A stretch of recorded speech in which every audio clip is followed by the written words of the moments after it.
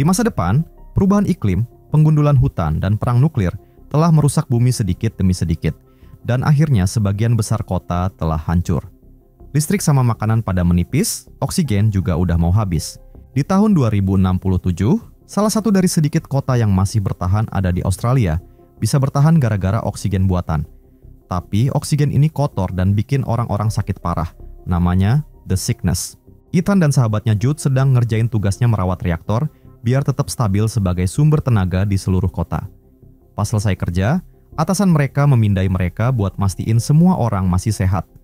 Salah satu pekerja bilang, kalau dia nggak bisa datang besok, jadi Ethan bakal gantiin giliran kerjanya buat dapat kredit oksigen tambahan. Tapi ternyata bosnya justru mecat pekerja itu. Pulang ke rumah, Ethan ngelihat pengunjuk rasa sedang ngomel soal oksigen, yang katanya bukan hak istimewa dan mereka harus berkorban buat generasi mendatang. Orang-orang pada cuek, tapi Ethan malah dihadang sama pekerja yang dipecat tadi. Dia butuh banget kerjaan, soalnya anak-anaknya kena The Sickness. Mereka ribut, tapi tiba-tiba si pengunjuk rasa kebakar. Ketika di rumah, Ethan nonton berita tentang pengunjuk rasa yang bakar diri buat ngenang kematian tanaman terakhir. Beritanya juga nyebutin jumlah kematian akibat The Sickness makin nambah. Terus Chronicorp, perusahaan penghasil oksigen, janji bakal nemuin solusi. Tapi orang-orang tetap aja demo karena takut manusia akan punah. Reporternya mulai ngomongin ilmuwan utama Chronicorp yang udah meninggal, dan orang itu adalah bokapnya Ethan, yaitu Richard. Ethan langsung matiin TV. Pas itu juga, istrinya Ethan datang, yaitu Santi, dan Ethan ngasih dia masker oksigen baru. Pas lagi bercanda, Santi tiba-tiba muntah darah karena kena The Sickness. Tapi Santi nenangin Ethan, bilang dia baik-baik aja. Gak lama kemudian, Ethan dipanggil ke kantor Chronicorp, ditemenin sama Jude. Mereka ketemu Regina, CTO-nya perusahaan itu, yang bilang Ethan bisa bantu mereka nyelamatin umat manusia. Terus mereka diajak ke lab. Ternyata mereka lagi ngembangin mesin waktu namanya Chronicle yang dibikin sama bokapnya Ethan 20 tahun yang lalu.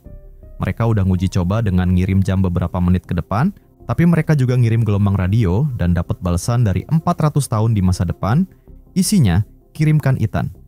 Regina nebak orang-orang di masa depan udah nemuin obatnya The Sickness dan cuman mau ngasih ke Ethan. Masalahnya, tim ini nggak tahu cara bawa Ethan balik, jadi Ethan kudu nemuin sendiri orang-orang yang ngirim pesan itu biar bisa pulang. Abis rapat, Ethan sama Jude pergi ke bar buat mikirin permintaan Regina. Ethan nggak mau ninggalin Santi, tapi Jude ngingetin kalau tetap di sini berarti Santi bakal meninggal. Sedangkan kalau pergi, mungkin bisa nyelamatin dia buat tahun-tahun ke depan. Pas Jude coba singgung soal Richard, Ethan langsung marah. Dia bilang bokapnya itu ngilang, ninggalin dia waktu umur 8 tahun. Cuma ninggalin surat bunuh diri, sama alat aneh di pergelangan tangannya. Ethan mikir, nyokapnya nggak bakal meninggal kalau Richard ada, jadi dia nggak mau ngelakuin hal yang sama ke Santi. Tapi Jude mikir kalau Ethan nggak mau kayak Richard, dia harus nyelamatin Santi.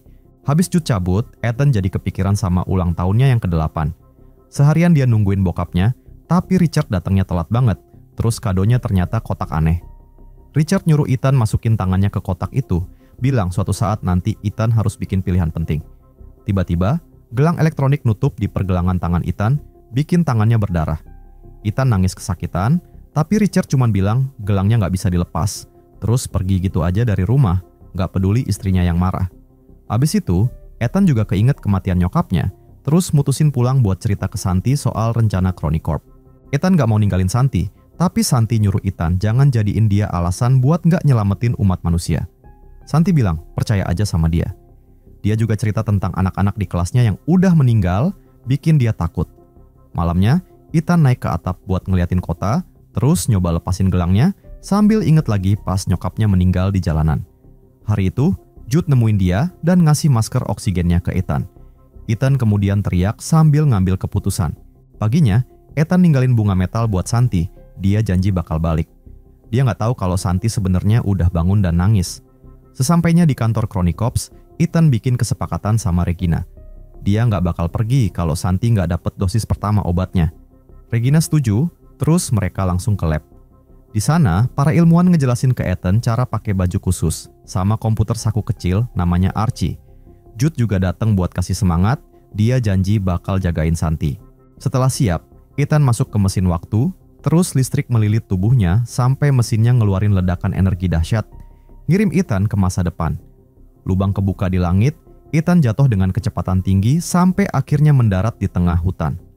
Pas bangun, dia sadar bajunya kebakar, buru-buru dilepas, terus pergi ngejauh sebelum bajunya meledak.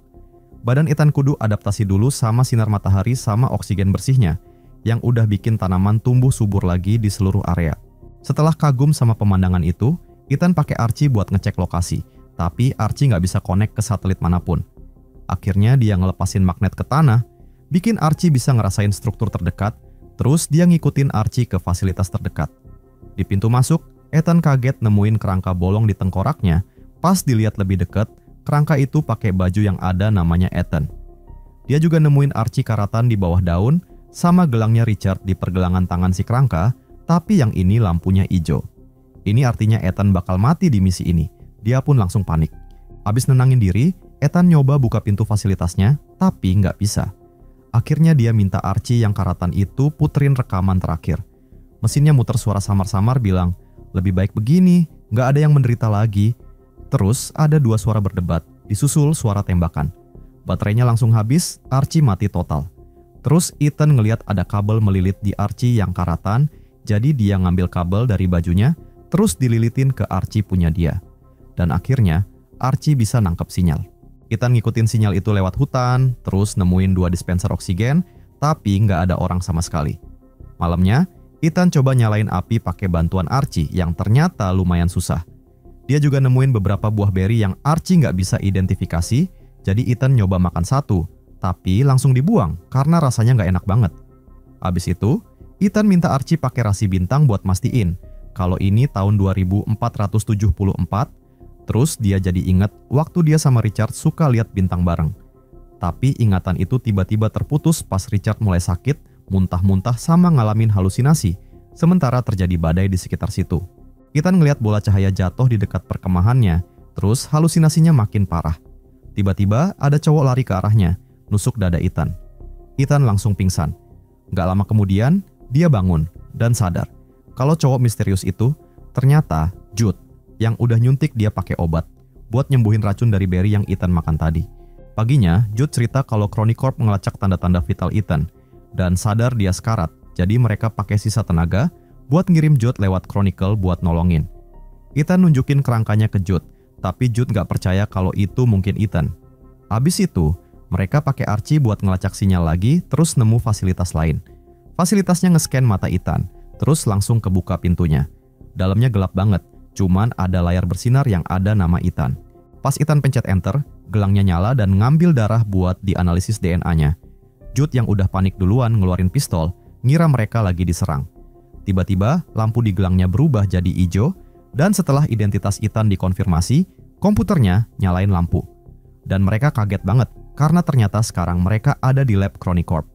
Komputernya ngasih pengumuman kalau portalnya bakal kebuka dalam 4 jam lagi. Jude terlihat lega, tapi Ethan malah khawatir, soalnya gelangnya hijau kayak punya si kerangka tadi. Tiba-tiba sistem labnya mati, terus komputernya ngasih peringatan ke Ethan soal masalah sama tenaga nuklir.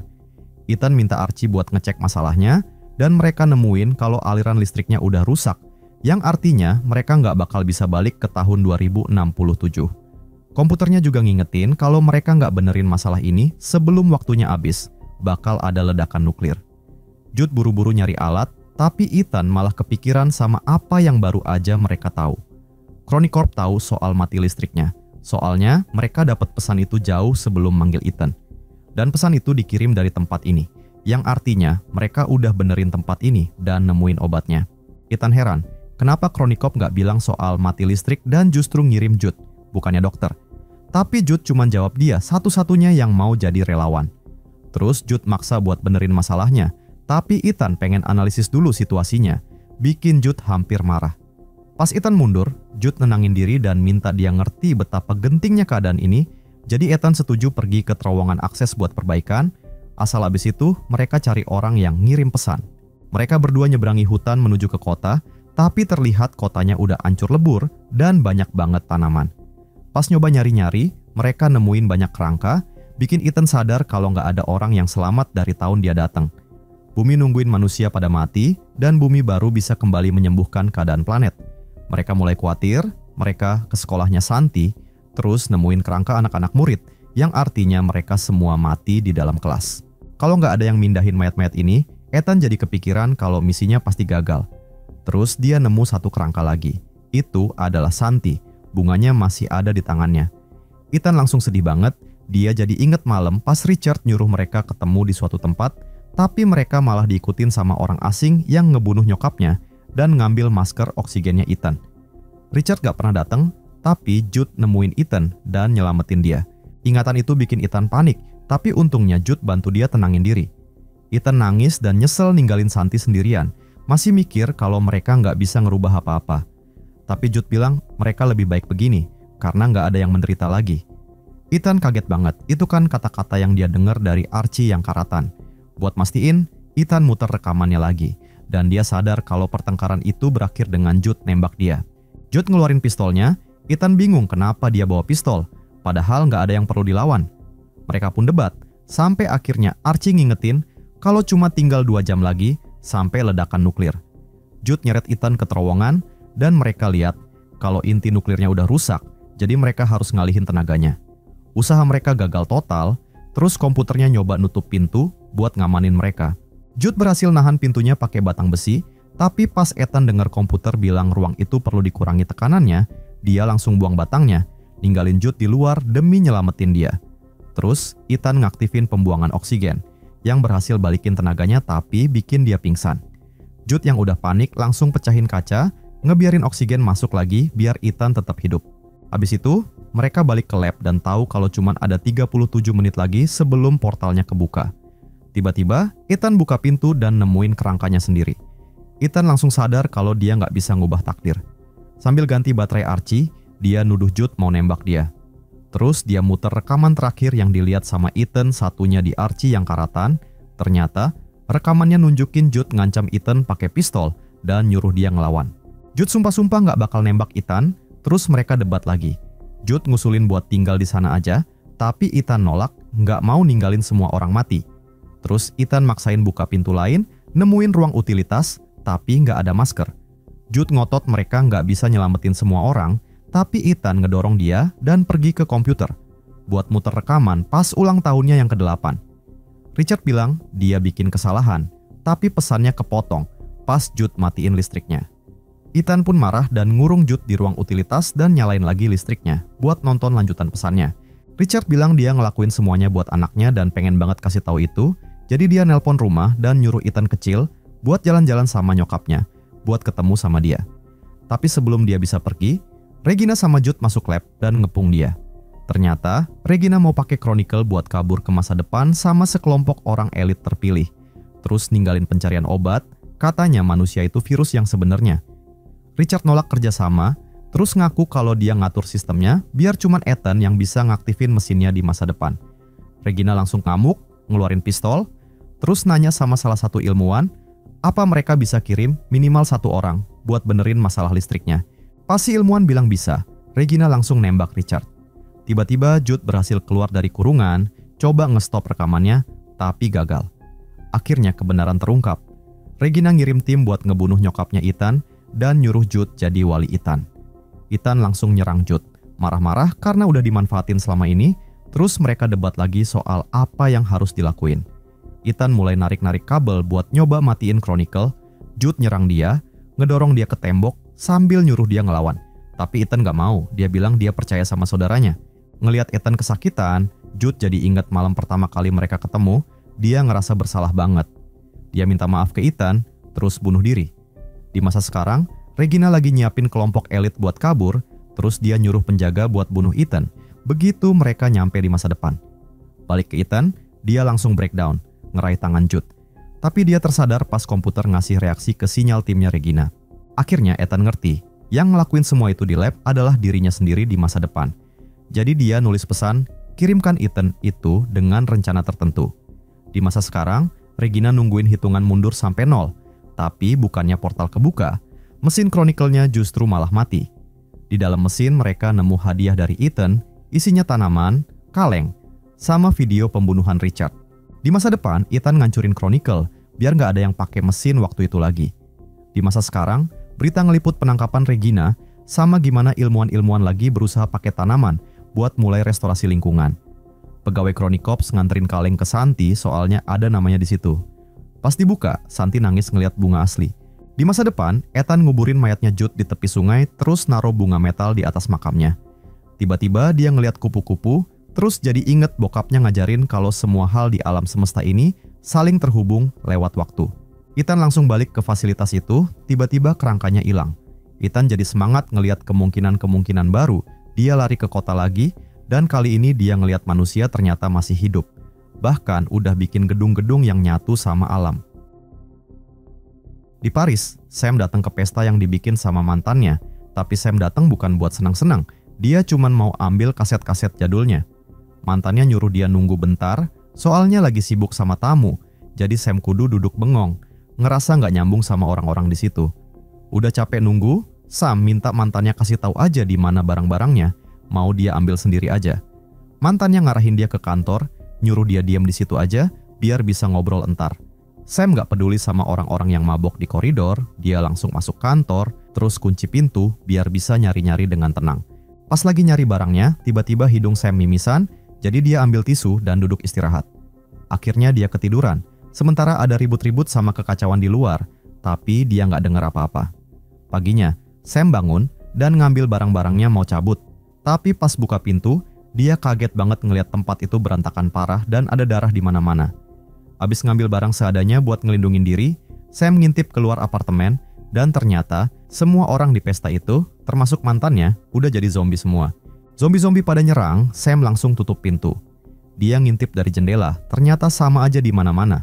Orang-orang pada jadi zombie dan yang belum jadi zombie pada dikejar-kejar dan dibunuh.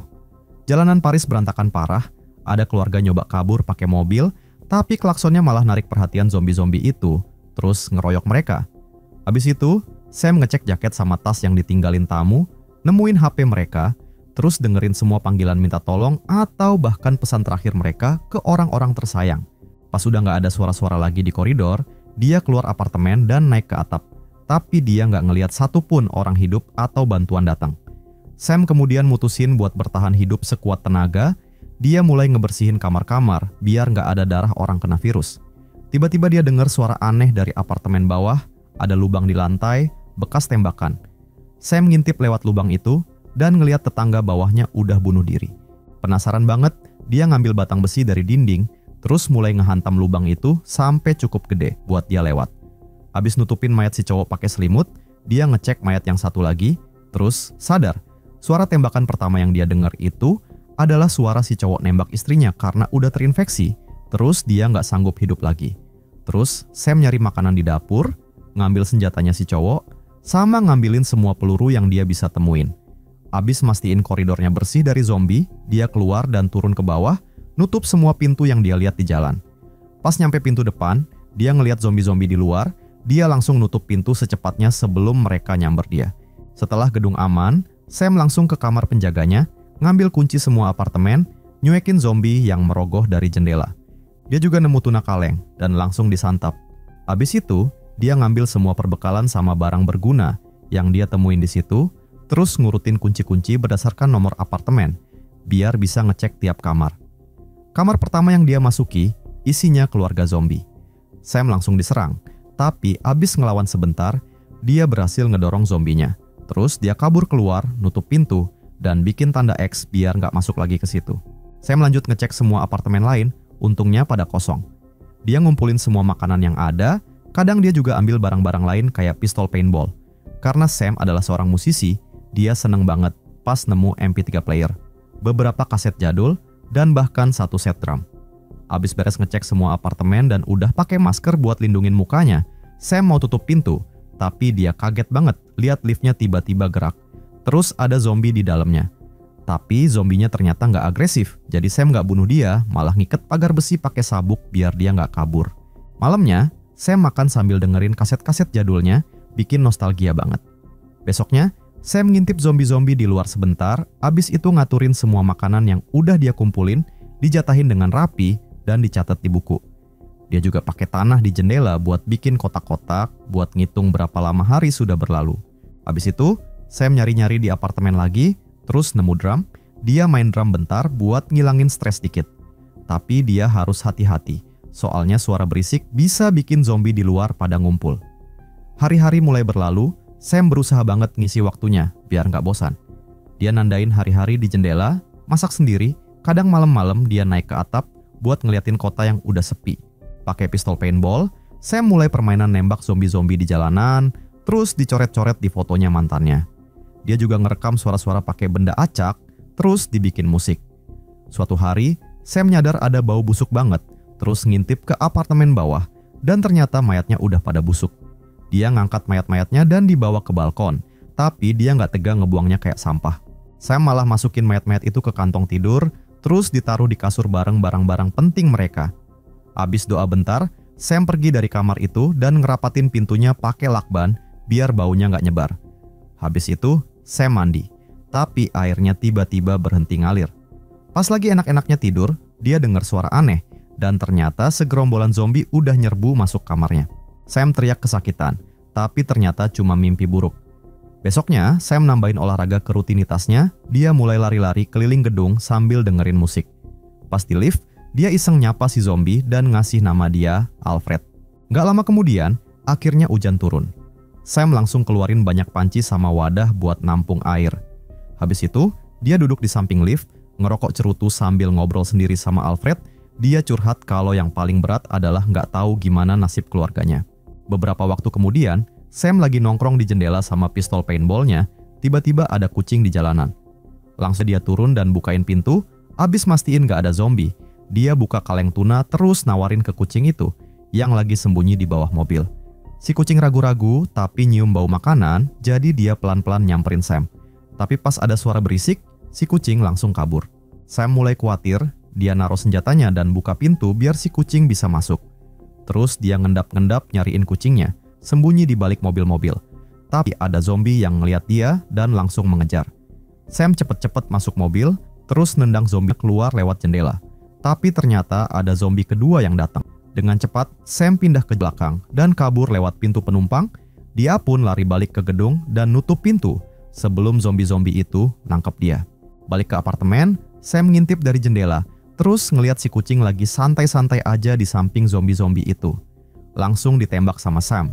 Pas noleh, dia ngeliat darah di lantai, dan dia baru sadar kalau kakinya luka kena zombie di mobil tadi. Setelah ngebersihin lukanya, Sam duduk di depan kaca sambil bawa senjata. Masih nggak terlihat ada tanda-tanda perubahan, tapi dia nggak mau ambil resiko kalau dia nggak terinfeksi.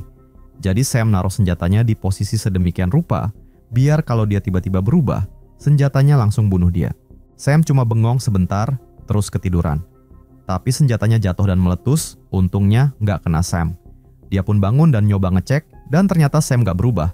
Dia pun langsung ketawa bahagia. Beberapa waktu kemudian, pas lagi ngurus tanaman, Sam dengar suara aneh dan dia nyoba teriak-teriak, tapi nggak ada yang nyaut. Dia ngintip dari jendela, ngelihat ada orang di gedung seberang, tapi dia nggak bisa mastiin itu zombie apa bukan.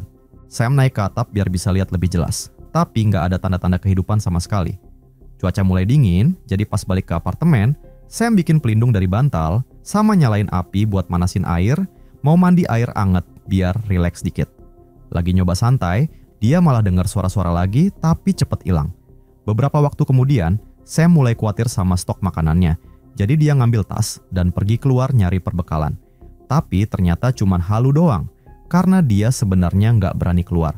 Ngerasa kesepian banget, Sam mulai minum-minum.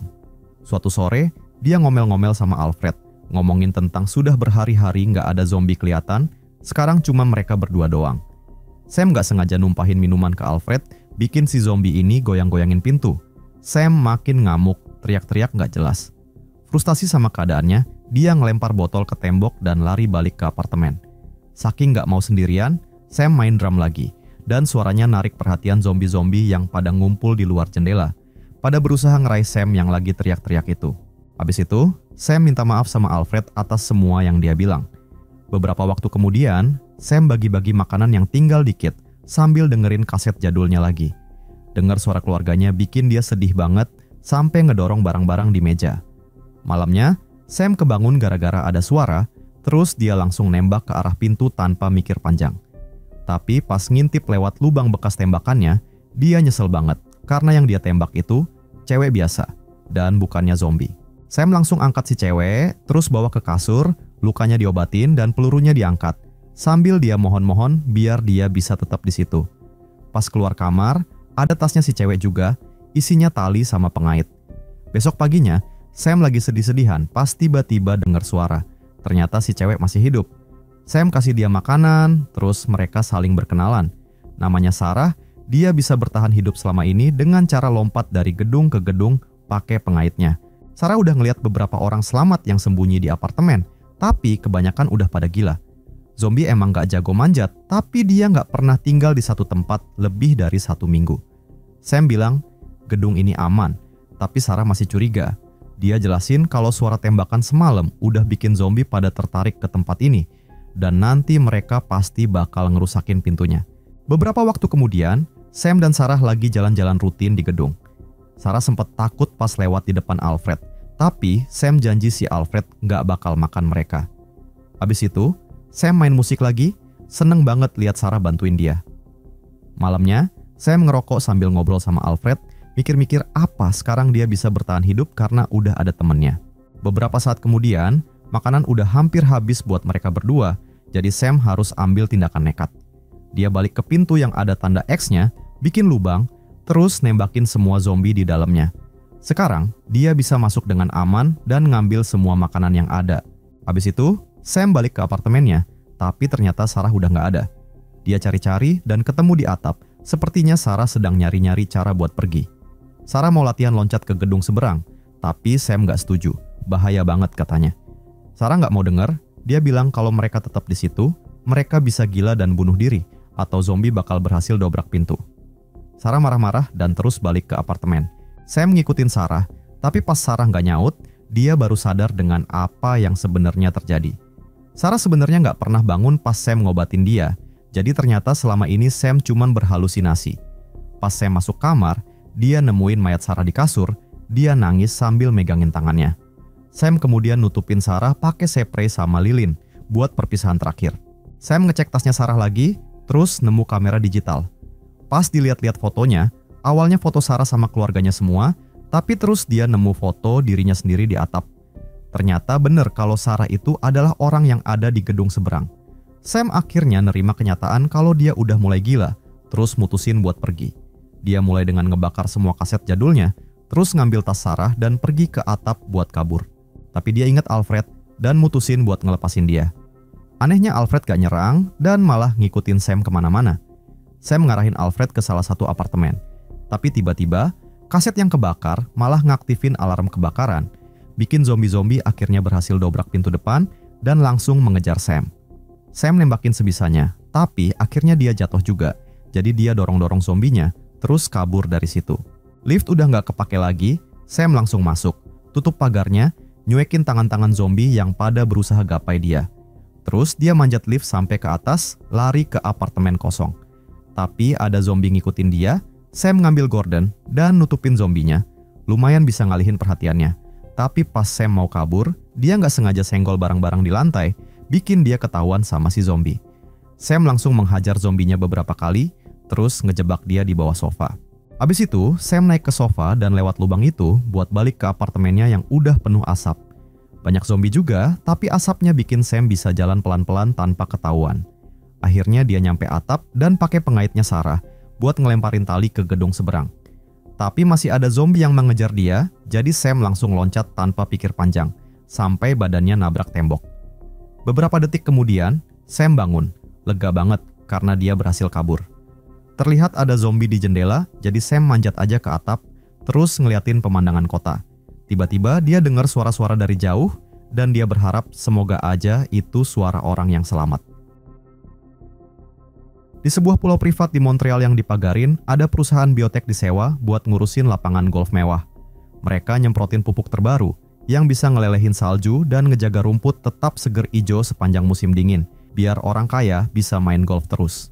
Besoknya di kota, Dani, satpam di pulau itu, bawa banyak perbekalan ke rumahnya. Dia adalah survivalist fanatik yang selalu latihan buat menghadapi kiamat. Otaknya dicuci sama acara radio yang isinya konspirasi doang. Malam ini, Dani lagi latihan bikin api tanpa korek api, tapi gagal terus. Akhirnya dia ngambil peluru senapan, ngeluarin bubuk mesiunya, tapi malah bikin ledakan kecil yang ngebakar alisnya. Di lapangan golf, Patricia, anaknya Dani, kerja jadi caddy, nemenin Michelle, si CEO perusahaan biotek, main golf sama pasangan tajir. Michelle pamer gimana bagusnya rumput berkat ramuan mereka. Tapi diam-diam, di bawah tanah, partikel pupuknya malah berkembang biak dan ngeracunin air minum warga kota. Di studio, ada aktor namanya Jackie minum air keran sebelum pergi belanja. Di toko, semua buah sama perkakas juga dicuci pakai air keran. Terus rak-raknya disemprot air biar barangnya tetap seger. Tiba-tiba Jax pusing dikit, tapi dicuekin aja. Sampai rumah, tiba-tiba giginya jadi ijo dan perutnya keroncongan. Pas dia nemuin istrinya di kamar mandi, dia udah jadi zombie. Terus gigit si istri yang malang itu, dagingnya dimakan, dan akhirnya istrinya ikutan berubah jadi zombie. Jax ikutan masuk bak mandi bareng istrinya, mata mereka jadi ijo, dan badan mereka kaku kayak patung. Balik ke lapangan golf, Michelle sama pasangan tajir itu balik ke gedung utama, tapi mereka kaget karena suasananya sepi banget. Tiba-tiba, ada cowok lari keluar sambil teriak, suruh kabur. Terus ada anjing muncul, si istri manggil-manggil, tapi anjingnya malah nyerang dan gigit lehernya. Michelle sama si suami langsung ngelempar anjingnya, tapi makin banyak lagi zombie yang datang. Si istri langsung kaku pas badannya berubah jadi zombie, kedua cowok langsung lari ke dalam gedung dan ngunci pintu. Tapi si anjing berhasil nyelip masuk dan gigit kaki si suami. Anjing itu pun langsung dikunci di kamar lain. Zombie-zombie itu ngumpul di depan pintu terus gedor-gedor. Gak lama kemudian si suami juga berubah jadi zombie dan mulai ngejar Michelle yang lari sembunyi di dapur abis ngambil pisau.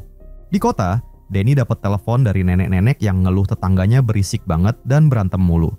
Danny langsung ke sana, pas pencet bel, tetangganya nongol di balik pintu, tapi ternyata udah jadi zombie. Di saat yang sama, nenek-nenek itu juga berubah jadi zombie dan ngejar Danny, yang langsung sembunyi di mobilnya sambil nelpon minta bantuan. Tapi nggak ada yang jawab. Pas makin banyak zombie muncul di luar jendela mobilnya, Danny coba nelpon Patricia, tapi nggak diangkat juga karena Patricia lagi sibuk ngehindarin zombie. Panik banget, Danny mutusin buat ninggalin mobil kantor dan naik mobilnya sendiri yang ada senjatanya, terus nyari anaknya. Nggak jauh dari situ, ada anak ABG namanya Andre mau bikin susu buat adeknya, Ani, pakai air keran. Untung nyokapnya ngingetin buat pakai air kemasan aja, biar bayinya aman.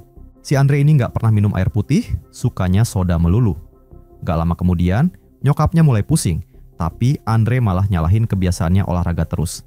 Nggak lama kemudian, nyokapnya berubah jadi zombie dan nyoba nyerang Andre, ngejar-ngejar dia keliling rumah. Andre ketakutan, lari keluar sampai jatuh, tapi pas nyokapnya mau nyampe, Danny nabrak pakai mobilnya. Si nyokap luka parah tapi masih hidup. Andre mau nolongin, tapi Danny ngelarang dia. Danny ngejelasin kalau 911 gak bisa dihubungin, terus nyuruh Andre sembunyi di rumahnya dia, dan dia langsung cabut. Zombie makin banyak, Andre gak tega ninggalin nyokapnya, jadi dia tarik aja kaki nyokapnya dan bawa masuk rumah.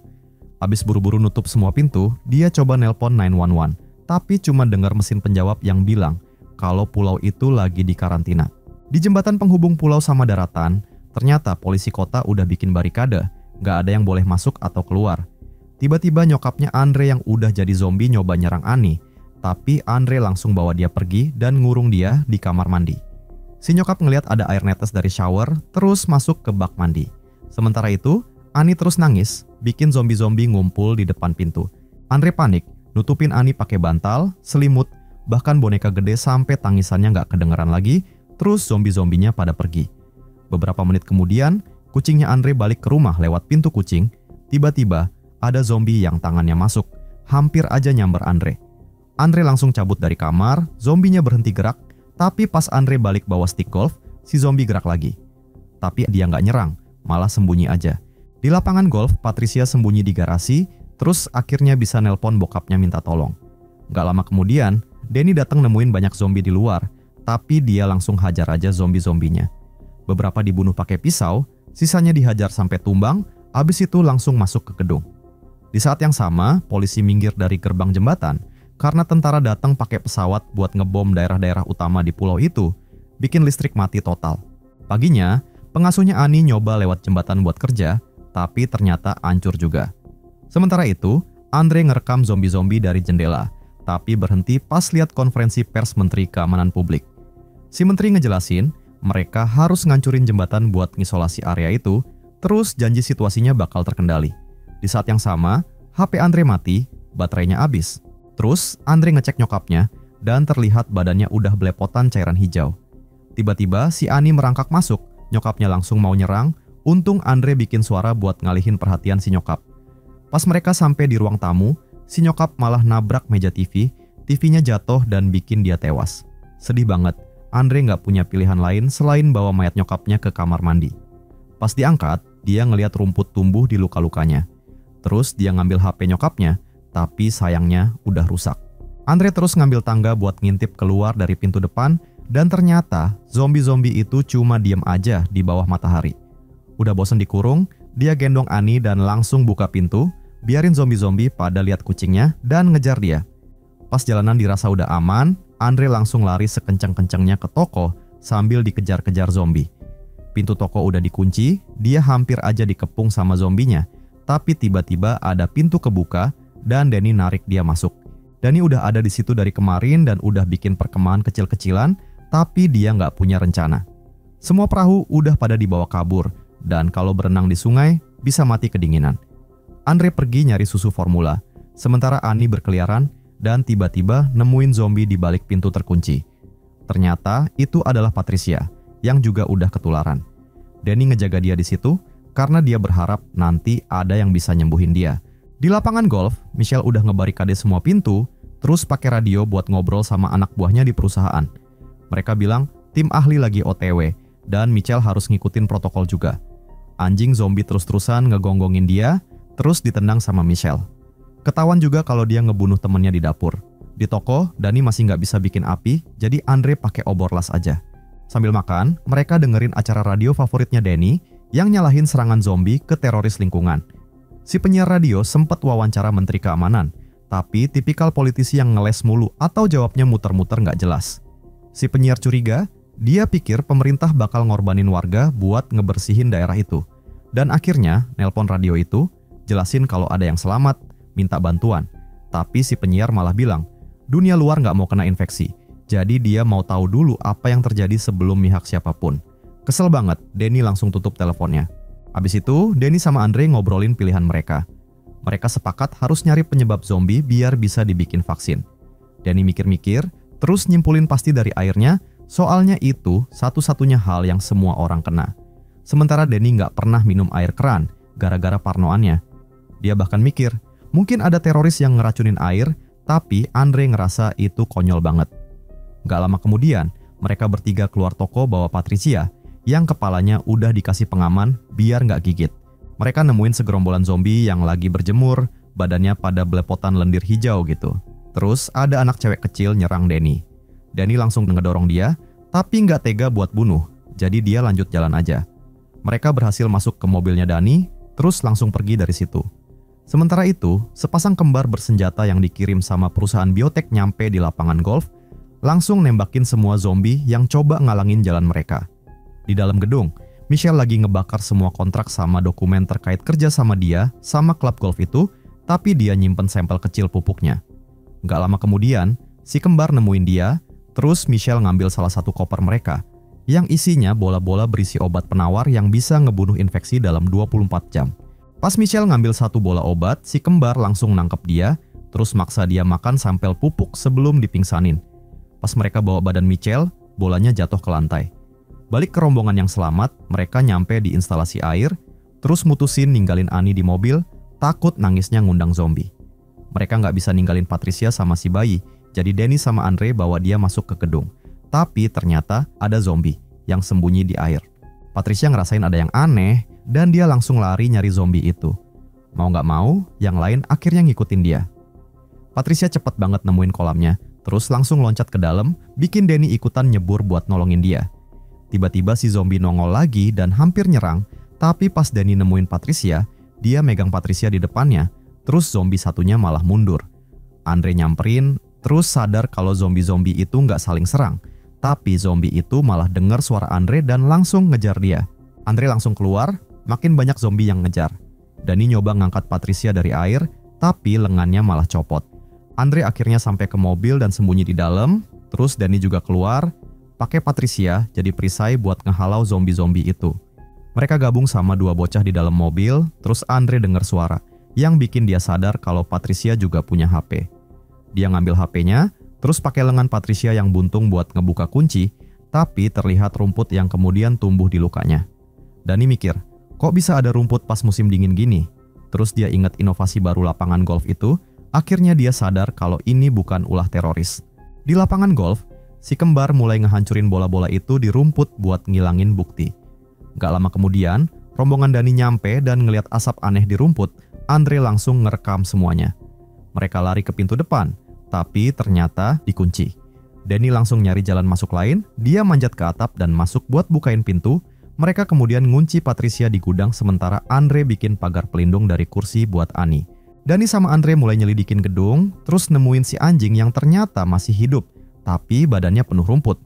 Tiba-tiba Dani pusing, terus Ani mulai nangis. Jadi Andre buru-buru nenangin dia. Tapi ternyata Ani udah kabur dari pagar pelindungnya.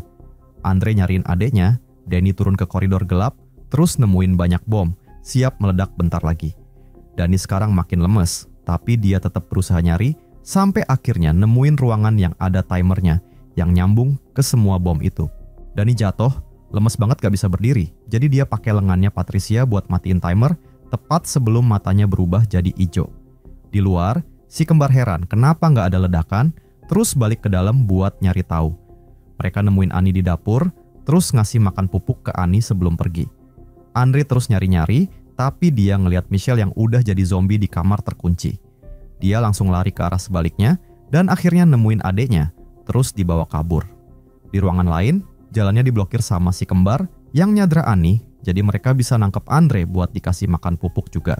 Tapi sebelum pupuknya masuk mulut Andre, Ani udah keburu berubah jadi zombie dan gigit jarinya si kembar. Kembar satunya hampir aja diserang sama Dani. Pas dia ngelawan, Andre ngedorong dia ke arah Dani, terus Dani gigit dia. Pas Andre mundur, dia nggak sengaja nginjek bola obatnya, terus asapnya nyebar ke seluruh ruangan dan mulai ngobatin Dani sama Ani. Abis itu, Dani ngejar Andre sampai ke dapur, tapi pas Dani mau gigit dia ngerasain kehadiran Ani dan terus mundur. Sementara itu, si kembar ngeluarin pistol dan nembak satu sama lain secara bersamaan sebelum salah satu dari mereka berubah sepenuhnya. Abis itu, Andre ngambil HP Dani dari jaketnya, terus dipakai buat nelpon HP-nya Patricia biar bunyi. Pas ketemu, dia bikin video dan jelasin semuanya dengan niatan buat minta tolong. Videonya nyampe ke berita, Andre bawa Dani ke gudang biar bisa bareng anaknya. Gak lama kemudian, pemerintah ngirim helikopter tentara buat ngebersihin pulau itu. Sekelompok tentara pakai penyembur api buat ngebakar semua zombie yang ngalangin jalan. Terus Andre keluar minta tolong, bawa lengannya Patricia buat bikin vaksin. Tapi ada orang lain yang selamat keburu nyamperin tentara, tapi dia justru malah ditembak. Obat penawarnya mulai bekerja dan Ani sudah sembuh. Andre mutusin buat sembunyi, karena jelas banget kalau tentara itu bukan mau nolongin mereka. Di lapangan golf, Dani juga sudah sembuh, tapi pas tentara buka pintu, mereka langsung bakar Dani sama Patricia. Menteri Keamanan Publik ngumumin kalau infeksinya udah ditangani dan dibasmi, tapi dia minum dari gelas yang ada logonya perusahaan biotek itu, tandanya dia juga bagian dari konspirasi ini dari awal. Andre terus ngider, nemuin lebih banyak lagi mayat korban selamat yang ditembak. Tiba-tiba dia ngelihat sesuatu di sungai. Itu adalah perahu relawan yang dipimpin sama pengasuhnya Ani, yang langsung nolongin Andre tanpa ragu-ragu. Pas mereka pergi dari pulau, Andre sadar lengan zombinya udah nggak guna lagi, jadi dia buang aja ke air. Tapi terlihat ada ikan yang makan lengannya dan langsung berubah jadi zombie. Suatu malam, Abigail sedang asik latihan balet di teater sepi. Diam-diam ada komplotan penjahat mau beraksi. Si hacker udah matiin semua CCTV di rumahnya Abigail, terus snipernya naik ke atap. Pas Abigail keluar teater, sopirnya masukin dia ke mobil, nggak sadar ada pelacak yang udah dipasang penjahat di bawah mobil. Mobil jalan, dan penjahatnya langsung mengikuti mereka dari belakang. Si hacker ngebuka pintunya, sementara 3 orang lainnya sembunyi di kamar Abigail. Si penjahat wanita agak keberatan pas mereka tahu kalau mereka bakal nyulik bocil, tapi anggota lainnya bilang buat ngikut aja. Gak lama kemudian Abigail pulang dan masuk kamar, dan para penjahat itu langsung nyoba nyerang dia. Satu orang cowok nyoba megangin Abigail, tapi Abigail nusuk dia pakai pensil. Satu orang lagi nyoba nyekap mulutnya, dan ada orang mau hajar dia, tapi si cewek menghentikannya, karena dia nggak tega nyakitin bocil. Sebagai gantinya, cewek itu nyuntik Abigail biar tidur. Sisa timnya nunggu di luar, terus ngasih tahu yang di dalam kalau ada mobil datang.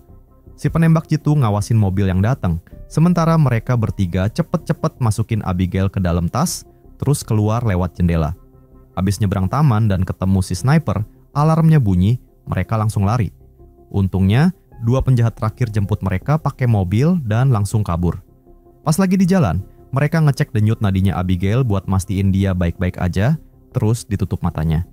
Pas mau kena macet, si hacker nyuruh sopirnya lewat jalan lain, tapi sopirnya malah belok mendadak, terus sembunyiin vannya di balik truk gede. Akhirnya mereka nyampe juga di tujuan, sebuah rumah gede tua terbengkalai di luar kota. Di sana mereka ketemu Lambert, orang yang ngontrak mereka. Abis ngeborgol Abigail di tempat tidur, Lambert ngingetin lagi aturannya. Nggak boleh ada yang kasih tahu nama atau cerita masa lalu mereka, sama jangan macam-macam satu sama lain. Ini kerjaan 24 jam doang, jadi mereka harus jagain Abigail sampai bokapnya yang tajir itu ngirim duit tebusan $50 juta. Lambert nggak ngasih tahu siapa bokapnya, tapi dia ngumpulin semua HP biar nggak bisa dilacak. Sebelum cabut, Lambert ngasih nama samaran buat tiap anggota tim. Abis itu, tim ini langsung pada pesta ciu di rumah itu. Joey nggak mau bagi permennya ke Dean, yang sok pinter nyoba nebak masa lalu semua orang, tapi gagal total. Pas Joey nyibir dia, yang lain pada taruhan duit, nantangin Joey bisa nebak lebih jago apa enggak.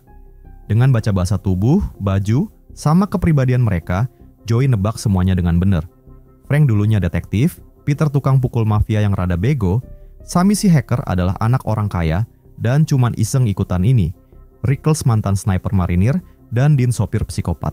Sementara Frank nebak kalau Joey mantan pecandu yang lagi tobat. Habis itu, Joey ngecek Abigail, yang ngeluh penutup matanya kekencengan. Joey nutupin mukanya Abigail terus buka penutup matanya. Dia juga sadar borgolnya nyakitin, jadi dia masang lagi borgolnya di depan. Abigail nangis, terus Joey jelasin mereka nggak bakal nyakitin dia, mereka cuma mau duitnya aja. Abigail minta janji kelingking sama Joey. Joey cerita dia punya anak cowok, terus Abigail bilang mereka salah orang, soalnya bokapnya nggak peduli sama dia. Pas Joey mau pergi, Abigail minta maaf atas apa yang bakal terjadi sama Joey. Joey mulai khawatir, terus balik gabung sama yang lain, dan bilang ke Frank kalau bokapnya Abigail mungkin orang jahat. Frank sih cuek aja, nganggapnya Abigail cuman mau bikin Joey kasihan. Tapi pas semua orang lengah, dia nyoba ngecek Abigail. Tapi dia kaget banget pas ngeliat Abigail udah nggak pakai penutup mata, terus langsung nutupin mukanya sambil nodongin pistol ke Abigail, sampai Abigail sumpah-sumpah kalau dia nggak lihat muka Frank. Terus Frank mendesak Abigail sampai dia ngaku kalau bokapnya itu Christoph Lazar. Dengar itu Frank langsung panik, dia balik ke grup, terus bilang dia mau cabut. Yang lain pada bingung, terus Frank bilang kalau Abigail itu anaknya Christoph Lazar, bos mafia yang super bahaya dan berkuasa. Joey sama Rickles juga kenal sama nama itu, langsung pada ketar-ketir juga. Mereka debat panjang lebar tentang gimana kelanjutannya, tapi mereka akhirnya mutusin buat tetap di situ demi dapetin duit tebusannya, yang nanti bisa dipakai buat kabur dan mulai hidup baru jauh dari situ. Mereka sepakat buat jaga-jaga sekitar rumah dan ngunci semua pintu rapat-rapat. Joey sedang keliling rumah, ngejar suara yang ternyata cuma jendela kebuka. Pas dia buka jendela biar suaranya hilang, dia ngeliat patung tua bapak sama anaknya. Terus dia ketemu Rickles yang nyoba ngegombal tapi gagal total. Rickles juga bilang dia nggak percaya sama yang lain. Terus mereka sepakat buat saling jagain.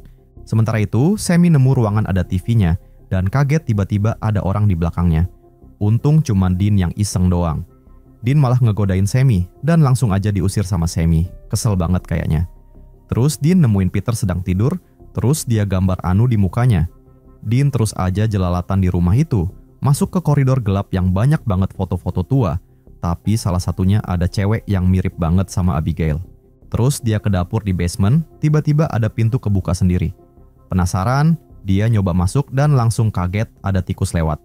Tapi pas mau keluar, tiba-tiba ada yang narik kakinya dari belakang. Nggak kelihatan siapa yang narik.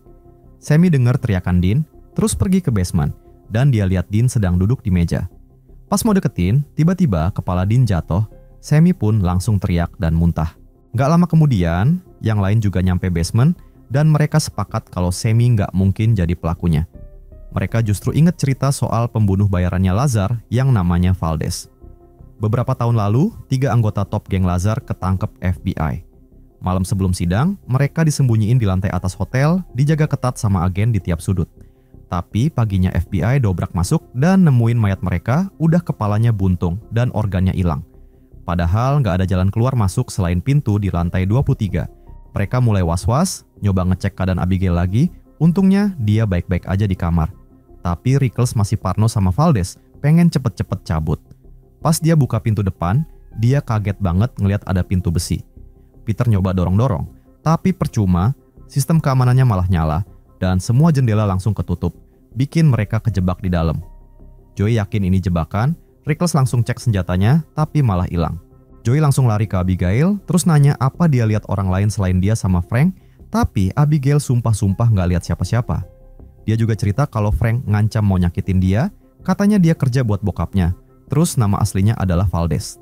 Abis itu, Joey ketemu Rickles, terus mereka berdua cerita-cerita tentang apa yang mereka tahu masing-masing, tapi semua malah jadi nggak masuk akal. Mereka sepakat nyari jalan keluar, tapi pas Joey mau keluar kamar, dia dengar suara. Rickles berdiri dengan posisi yang aneh banget, jadi Joey nyamperin buat ngecek, dan dia kaget banget ngelihat Rickles udah luka parah. Mayat Rickles jatuh ke pelukannya, terus dia taruh mayatnya sebelum lari ke bawah. Joey langsung marah banget, nodongin pistolnya ke Frank, nuduh dia adalah Valdez dan ngebunuh Rickles. Frank ngeluarin pistol juga, terus bilang Joey udah kena manipulasi Abigail. Dia nyuruh Peter ngapa-ngapain Abigail, jadi Peter pergi ke kamar buat ngebunuh dia. Tapi sebelum Peter nembak, Joey keburu datang dan langsung melucuti senjatanya. Sammy sama Frank juga ikutan datang, terus jadi pada ribut semua. Sementara itu, Abigail terlihat santai aja ngelepasin borgolnya. Pas lagi ngelakuin gerakan balet, akhirnya kelihatan wajah aslinya. Abigail ternyata adalah vampir. Abigail langsung lompat ke Peter dan siap-siap mau gigit, tapi Frank langsung nembak dia. Tapi yang bikin kaget, Abigail cuma duduk aja dan lukanya langsung sembuh sendiri. Joey ikutan nembak, tapi percuma, peluru nggak ngaruh sama sekali. Mereka langsung pada lari dan ngunci pintu. Kelompok mereka pada diskusi mau ngapain karena mereka baru sadar kalau Abigail itu adalah Valdez. Semua pintu dikunci pakai magnet sama penutup baja tebal banget, jadi nggak bisa dijebol, dan Sammy juga nggak punya alat buat ngehack. Suasana tegang banget, pas Peter nyuruh pada tenang, Frank langsung cekik lehernya, nyuruh diem. Akhirnya Frank sama Joey ngambil tongkat biliar buat bikin tombak, sementara Sammy nyari bawang putih di dapur. Joey nggak bantuin, soalnya dia mikir kalau ngebunuh Abigail malah bikin bokapnya bakal marah sama mereka. Begitu udah siap, mereka bertiga langsung serbu kamarnya Abigail, tapi ternyata kosong. Tiba-tiba terdengar musik, jadi mereka langsung ke kamar lain dan nemuin Abigail sedang dansa sama mayatnya Dean. Awalnya Abigail sok manis gitu, tapi pas Sammy nyerang, Abigail langsung lompat ke arahnya dan nyium bawang putihnya, tapi ternyata nggak ngaruh apa-apa. Frank coba nolongin, tapi malah didorong. Peter nyoba ngangkat Abigail, tapi Abigail gampang banget ngelemparin dia ke lantai, terus ngambil salib dari kalungnya Peter, nonjok dadanya Peter sampai berdarah. Jadi terbukti kalau salib gak ngaruh ke dia. Terus Frank nyoba nusuk Abigail dari belakang, tapi Abigail cepet banget ngerebut pisaunya dan nusuk kaki Frank. Gak bisa ngapa-ngapain lagi, mereka bertiga balik ke bawah dan Joey bantuin ngobatin luka mereka. Joey inget kalau suntikan itu bisa bikin tidur pas mereka nyulik Abigail, dan mereka masih punya satu suntikan lagi. Mereka setuju buat misah, siapapun yang nemuin Abigail duluan harus ngasih tahu Joey lewat earpiece, biar mereka bisa nyuntik Abigail. Mereka mulai menggeledah rumah. Sammy lewat koridor kotor, dia kaget pas tiba-tiba kelelawar beterbangan. Dia jatuh ke kolam dan langsung teriak pas sadar kolamnya isinya mayat. Dia pun harus merangkak di atas mayat-mayat itu buat keluar. Sementara itu, Abigail ngagetin Peter, yang langsung kabur ketakutan dan ngunci pintu di belakangnya. Tapi Abigail jebol aja pintunya dan ngejar Peter sambil narik gerakan balet. Peter lari sekenceng-kencengnya, tiba-tiba Frank buka pintu dan nabrak dia sampai jatuh dari tangga. Abigail terus ngejar Frank, ngedorong dia ke bawah tangga sebelum duduk di atasnya. Joey ngeliat kesempatan buat nyuntik Abigail, tapi Abigail malah mukul tangannya, balas gigit tangannya Sammy. Abis itu, Abigail nangkep kaki Frank dan terbang. Untungnya, Peter nyeruduk dia. Peter berhasil nahan Abigail, sementara Joey ngambil suntikannya lagi dan langsung nyuntikin obat penenang ke Abigail. Abigail ngancem mereka dengan kata-kata serem, ngata-ngatain Joey abis-abisan sebelum akhirnya pingsan. Sammy panik, takut dia bakal berubah gara-gara gigitannya. Gak lama kemudian, Abigail udah sadar dan dia kejebak di lift. Joey bilang, kalau Abigail ngasih tahu cara keluar dari situ, mereka bakal ngelepasin dia. Tapi ternyata Abigail malah ngaku kalau dia yang ngerencanain semuanya dan Lambert itu kerja buat dia. Dia bahkan tahu semua nama asli sama cerita masa lalu mereka. Sammy mulai karirnya dengan nyolong duit dari rekening orang tuanya yang tajir, terus ngincer mangsa gede. Peter adalah tukang pukul buat keluarga kriminal, terus pernah nyolong dari kelompoknya sendiri. Frank nyusup ke salah satu keluarga kriminal pas dia jadi detektif, tapi malah suka sama dunia hitam. Joey mantan dokter tentara yang dipecat gara-gara kecanduan obat, terus dia ninggalin anaknya sama bapaknya yang brengsek buat jadi dokter ilegal buat orang-orang gelap. Kesimpulannya, ternyata semua orang yang ada di situ pernah bikin kesalahan sama Lazar atau gengnya. Joey bilang Abigail ngebunuh musuh-musuh bokapnya biar disayang. Abigail nggak langsung bunuh mereka pas datang, karena dia suka main-main dulu sama makanannya. Abigail bilang kalau dilepasin, dia bakal biarin 2 orang hidup. Frank usul buat ngebunuh aja si Abigail, tapi Abigail malah marah, terus ngasih tawaran baru. Dia bakal nyelamatin 1 orang yang ngelepasin dia. Peter langsung cabut pistolnya, Joey juga, sambil jelasin kalau Abigail itu bohong. Tapi Peter tetap mau nyelamatin Abigail, jadi Joey langsung nembak dia. Sisanya pada pergi, kecuali Frank yang nawarin diri buat jaga-jaga. Pas sudah sepi, Frank bilang dia bakal ngelepasin Abigail kalau Abigail ngasih tahu cara keluar dari rumah itu. Abigail ngasih tahu cara keluarnya. Dia harus narik buku Agatha Christie di perpustakaan buat buka pintu rahasia. Frank bilang makasih, tapi nggak mau ngelepasin Abigail, jadi Abigail langsung marah, ngejebol pintu buat dorong Frank dan nari-nari ke arahnya. Untung Joey datang dan ngancurin papan kayu di jendela biar sinar matahari masuk. Cahayanya langsung ngebakar tangannya Abigail, dia langsung sembunyi di tempat gelap buat numbuhin tangannya lagi. Sementara Joey sama Frank kabur. Akhirnya mereka semua berhasil nyampe perpustakaan dan sembunyi di bawah sinar matahari. Sammy terlihat lega, kayaknya dia nggak bakal berubah jadi vampir.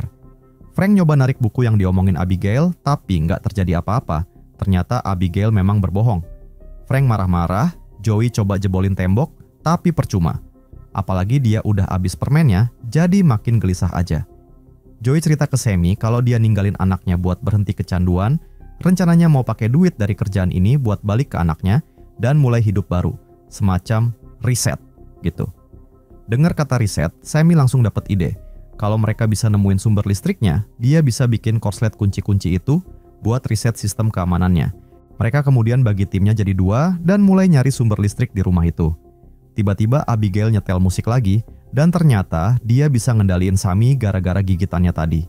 Sammy langsung berubah jadi vampir dan gigit leher Peter. Abigail ngomong ke Peter lewat Sammy sambil terus nyedot darahnya sampai Peter mati. Abis itu, Abigail seneng-seneng bikin Sammy nari-nari ala vampir. Gak lama kemudian, Joey sama Frank datang. Sammy buru-buru nutupin mukanya. Tapi mereka berdua curiga, akhirnya Sammy nunjukin perubahannya, dan mereka berdua langsung lari kabur. Sammy ngejar mereka sampai perpustakaan, terus Abigail pakai suara Sammy buat cerita, dia bilang benci ruangan itu, karena disitulah bokapnya ngerubah dia jadi vampir. Joey langsung ambil nampan, terus ngarahin sinar matahari ke situ, bikin tubuhnya Sammy meledak. Tiba-tiba ada pintu rahasia kebuka, Joey sama Frank rada curiga, tapi mereka nekat ngelewatin juga. Abis ngelewatin koridor, mereka nemu ruang kontrol mansion itu sama si Lambert, dan ternyata dia juga vampir. Lambert cekik leher Joey sambil jelasin semuanya. Abigail ngerubah dia jadi vampir 2 tahun lalu, pas tahu dia bantuin Frank nyusup ke geng. Abigail juga ngancam keluarganya, jadi sekarang kerjaannya Lambert cuman bawa semua musuh bokapnya ke situ buat jadi mainan Abigail. Ternyata Lambert udah ngasih tahu Lazar soal situasi kacau ini, dan Lazar udah OTW ke mansion. Lambert pengen bunuh Abigail sama bokapnya, jadi dia nawarin buat ngerubah Frank jadi vampir juga kalau Frank mau bantuin. Frank setuju aja, terus Lambert bikin Joey pingsan dan gigit Frank. Setelah itu, Lambert maksa Frank minum darahnya, terus Joey kebangun dan ngelihat Frank kesakitan pas berubah jadi vampir. Abis itu, Lambert nyuruh Frank buat gigit Joey, tapi Frank malah nusuk Lambert pakai tombak kayu. Lambert pun langsung meledak jadi abu. Tiba-tiba Abigail muncul lagi dan langsung nyerang, tapi Frank sekarang lebih kuat. Dia berhasil ngalahin Abigail dan menghisap darahnya. Lihat kesempatan, Joey langsung ke panel kontrol dan matiin semua sistem keamanan, terus ngambil HP-nya. Tapi pas dia lari lewat koridor rahasia, pintu keluarnya malah kekunci. Sementara Frank udah selesai menghisap darahnya Abigail dan ngebuang mayatnya, Joey nelpon anaknya dan ninggalin pesan suara. Frank nemuin Joey dan langsung bawa dia balik ke perpustakaan. Di situ Frank marah, ngelempar-lempar Joey. Joey coba ngelawan, tapi pukulannya nggak ngaruh sama sekali ke dia. Terus Frank cekik lehernya Joey, ngelempar dia ke bawah, tapi untungnya muncul Abigail yang nangkep Joey. Abigail bilang dia terlalu lemah buat ngalahin Frank sendirian, terus minta sama Joey buat bantuin bunuh Frank. Dia janji bakal ngelepasin Joey kalau mau bantuin, biar bisa ketemu anaknya lagi. Frank nyamperin mereka berdua, terus cewek-cewek ini kerjasama buat ngelawan Frank. Tapi sekuat apapun mereka berusaha, Frank tetap lebih kuat. Abis ngejatuhin Abigail, Frank nusuk bahu Joey pakai tombak kayu, terus nancepin dia di pilar. Terus dia balik ngelawan Abigail, gigit dia lagi, tapi Abigail ngangkat jari kelingkingnya buat ngingetin Joey soal janjinya. Pas Abigail terjatuh, Frank ngambil tubuh Joey dan langsung gigit lehernya dan langsung dilempar.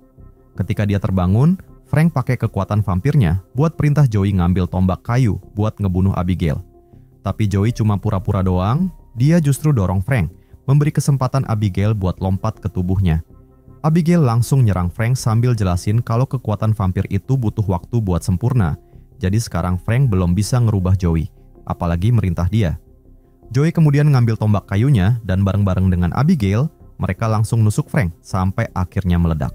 Abis itu, Joey yang takut kalau dia bakal berubah juga, tapi Abigail bilang gak bakalan, karena Frank udah mati. Sesuai janji, Abigail ngelepasin Joey dan nyuruh dia nemuin anaknya. Tapi tiba-tiba ada yang megang bahu Joey. Itu adalah bokapnya Abigail, yaitu Lazar. Dia bilang dia punya banyak nama selama bertahun-tahun.